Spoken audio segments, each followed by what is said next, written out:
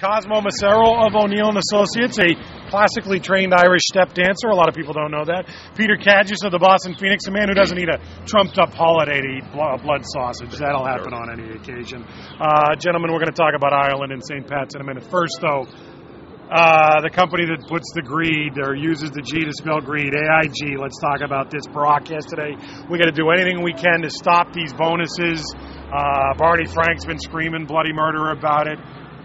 What can be done here, Cosmo, and are you surprised at all that we're talking about this story?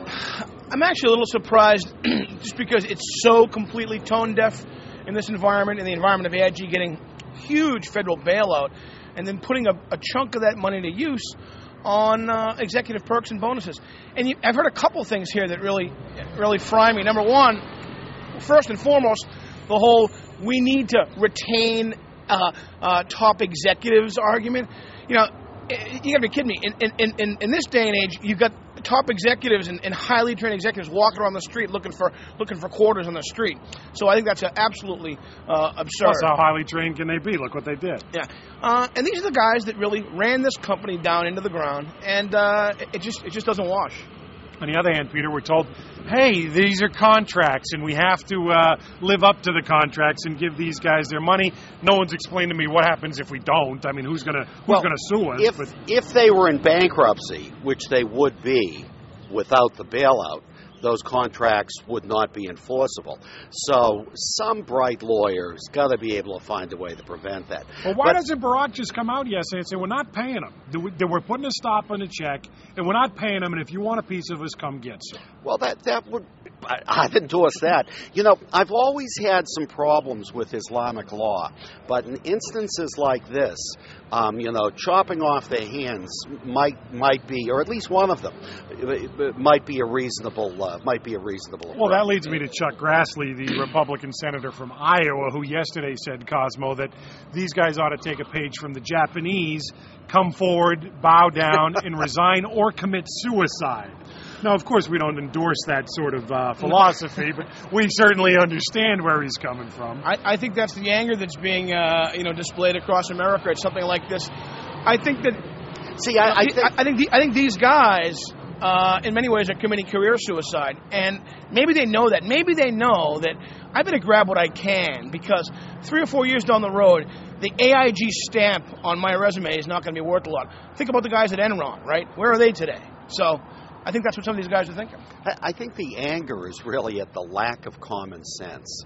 You know, I mean, we're well into this crisis now.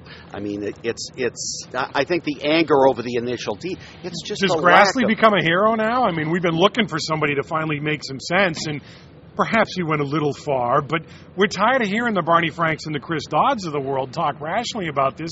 Do we need a little more anger down in D.C.? I think we're hearing it from Obama, too. I mean, I think... in different ways, people can express their anger at this. That's Listen, just maybe the most Chris creative. Dodd's idea of writing very narrow tax laws to zero in on these people might be a bit excessive, but I don't know. These specific tax laws to people who have failed at their jobs, Dodd would have to pay a little more tax too, I have a feeling. So therein lies the problem. Quickly, scale of 1 to 10, chances that these executives don't get at least some of these bonuses. I'd say it's a strong 6 or 7. I think there's just too much anger over this. In other words, the higher the number, the greater the likelihood they'll get their bonus. That they won't get it. That they won't get it.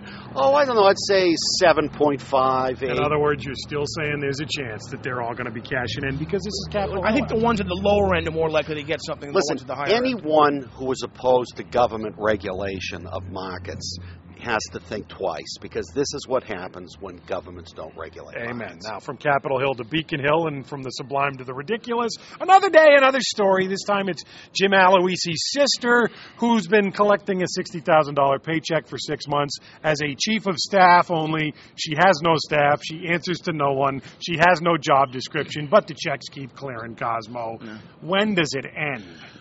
Probably never. On any given day, you can find all kinds of hacks and reprobates and people tucked into the state payroll in all different places. The governor said he would reform that. He didn't. He's not. This is the sister of his right-hand man now. Nobody ever does. It's almost an unreformable system because there's too much desire to take care of people, to get people tucked into that payroll, and I think we'll always see that. It's unreformable if you don't have any Blarney Stones, if you know what I'm saying. I mean, nobody wants to step up. He should fire her today, or get some sort of, here's the deal. I said I was going to do it, and I'm going to start with my right-hand man sister. She has no job. She's got to go. Well, I take a slightly different view of this. At least she's showing up. She may not be doing anything, but she's not causing any harm. That's a big plus up there. If more people did less on Beacon Hill, we might all be better off. And I've heard the theory that if we all pass the hat, we'll Duvall go back to Jamaica for another week. And there may be some truth to that, as a matter of fact. You mean he's back? Listen, in the old days, corruption was people, getting jobs as custodians at the courthouse and not showing up. She has an office. I mean, she's in there, apparently. She's got an office, and she shows up. Lastly, gentlemen, you're both wearing the green, of course, because Jesus, it's St. Patrick's Day, don't you know? Here's the question for you. One on both. What's the best thing to ever come out of Ireland? What's the worst thing to ever come out of Ireland, Cosmo? I think the worst thing is corned beef and cabbage. I don't know how anyone eats that, especially for breakfast. So that's my vote for the worst.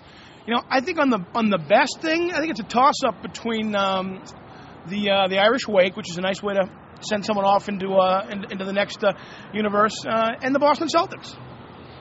Well done on all fronts. Peter, can you top those? I certainly can't top those. I think the single best thing to come out of Ireland in modern history is my late grandmother, Beatrice O'Brien McQuaid. And here. May she rest in peace, lady. May she rest in peace, a sainted woman.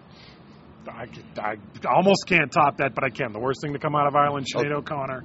The best thing to come out of Ireland, the Leprechaun movies. Where's me pot of gold, Cosmo? I know you love those. You gotta love a little slasher gremlin. Cosmo Macero of O'Neill & Associates, Peter Cadges of the Boston Phoenix. They are the heavy hitters.